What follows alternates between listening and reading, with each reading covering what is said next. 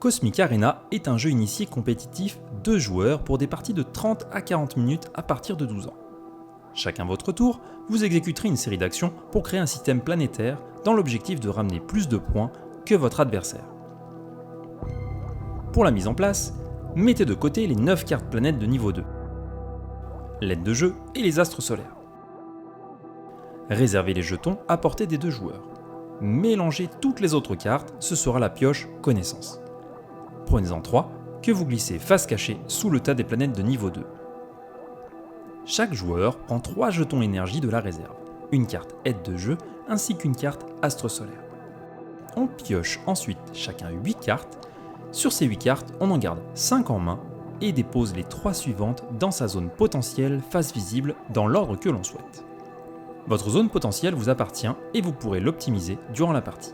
L'exil, quant à lui, est une zone d'où les cartes ne reviennent jamais, jusqu'à la prochaine partie. Comment jouer ?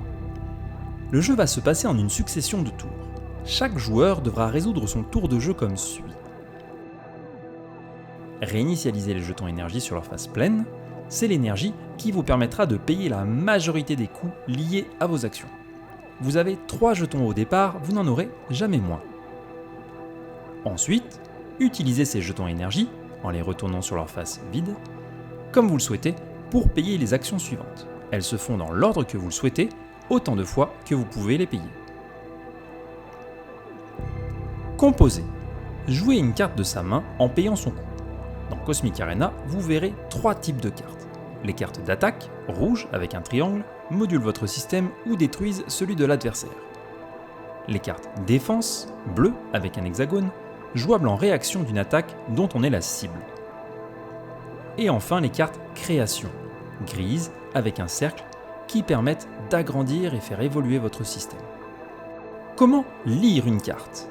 Le pictogramme unique vous permettra de les identifier dans les restrictions. En symbole barré, vous retrouverez les cartes inefficaces pour contrer certaines attaques. Ensuite, pour jouer une carte, annoncez une cible valide, l'adversaire ou vous, puis une ligne d'effet. Payez le coût associé. L'adversaire peut se défendre ou non à cet instant. Si l'adversaire ne se défend pas, appliquez l'effet, puis les éventuels bonus associés. Envoyez ensuite la carte dans sa zone de destination, sous la zone potentielle adverse ou l'exil face cachée. Si l'adversaire se défend, il pose sa carte défense en payant son coût. Ensuite, toutes les cartes engagées dans ce conflit vont à l'exil. L'effet ne s'applique pas, on ne résout pas les éventuels bonus. Pour développer votre système, il vous faudra créer des planètes. Il en existe 3 couleurs de base dans la pioche connaissance, rouge, jaune et bleu. Les 3 autres types devront être fabriqués. Pour poser une planète de niveau 1, rien de plus simple. On paye le coût et on la pose devant soi de façon adjacente, à droite, à gauche ou entre 2 planètes. Il faudra respecter la limite de 8 cartes dans un système. Lorsqu'elles sont détruites, elles se glissent sous votre zone potentielle. Pensez bien que la majorité des cartes jouées ira alimenter le dessous de la zone potentielle adverse, alors attention au retour. Pas assez de jetons énergie ? Il vous faudra utiliser la carte créature inférieure pour apporter la vie dans votre système. Grâce à ces cartes, vous pouvez mettre des jetons créatures inférieures sur des planètes. Un jeton représente une petite population. Vous êtes leur créateur, ils vous vénèrent. Ils vous gratifient donc d'un jeton énergie supplémentaire. S'il est détruit, vous perdrez le jeton énergie, si possible non encore utilisé, immédiatement. Vous pouvez également en mettre un second sur une même planète. Les effets ne se cumulent pas. Vous perdrez donc immédiatement le jeton énergie, mais la population ayant grandi, cette planète est protégée de la majorité des attaques. Si par mégarde, l'adversaire pose un 3e jeton ou plus sur ma planète, elle est alors surpeuplée.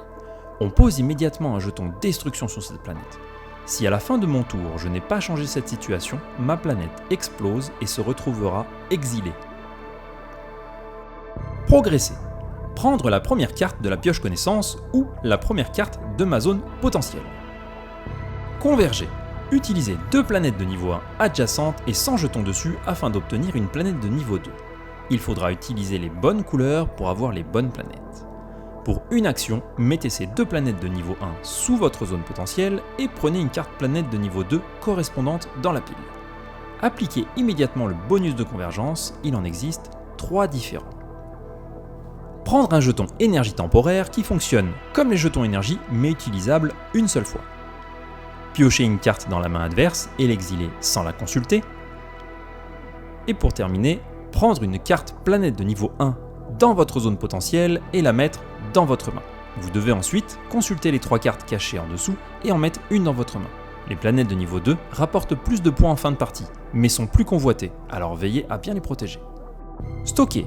Pour une énergie, mettre jusqu'à 2 cartes de votre main sous votre zone potentielle, puis en tirer autant de la pioche connaissance ou sur le dessus de votre zone potentielle. Exiler. Pour une énergie, exilez jusqu'à 2 cartes de votre zone potentielle où vous voulez, afin d'optimiser cette zone. Organiser. Pour une énergie, il est possible d'échanger 2 planètes de place de votre système. Fin de tour. S'il y a encore des jetons destruction sur des planètes, elles sont détruites et rejoignent alors l'exil. Pour finir, tirez 2 cartes de la pioche connaissance, en conservez une en main et exilez l'autre face cachée. Cette action permet de faire avancer le jeu jusqu'à sa fin. C'est ensuite au joueur adverse de répéter les mêmes étapes. La partie prend fin dans 3 cas. Lorsqu'il n'y a plus de pioche connaissance, ou lorsqu'il n'y a plus de pile de planètes de niveau 2, ou lorsqu'un joueur a construit une planète de chaque couleur dans son système. Lorsqu'une de ces 3 conditions de fin de partie est atteinte, on cesse immédiatement le jeu et on décompte les points comme indiqué sur l'astre solaire. 1 point par créature, 2 points par planète de niveau 1, 5 points par planète de niveau 2 et 6 points pour une suprématie, soit 3 planètes de niveau 2 identiques. Une égalité ? N'hésitez surtout pas à refaire une partie, un mauvais tirage peut arriver, même au meilleur. A très vite les Célestes!